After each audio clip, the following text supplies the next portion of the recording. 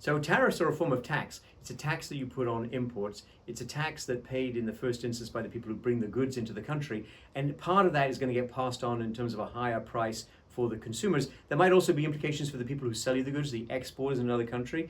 But tariffs are basically a tax on imports. And you're essentially trying to discourage imports, and you're trying to give some sort of advantage to domestic production. That's the theory. And of course, if you're a worker and you're competing with imports, you might like there to be a tariff. So the steel industry right now is quite positive on the steel tariffs.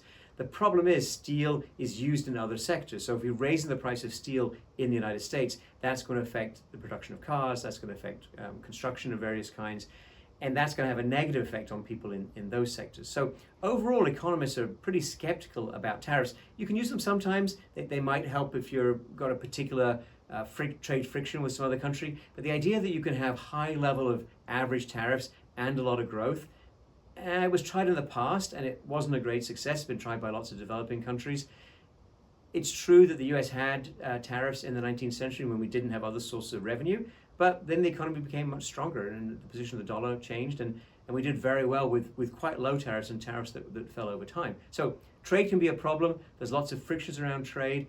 Tariffs can play some role, but really big tariffs, not a great idea. And if you have potentially high tariffs and you vary them a lot, so you have a lot of uncertainty about the tariffs, that's also going to discourage people from making all kinds of investment decisions, and that's not going to be good for workers because, again, you're not going to have the good jobs.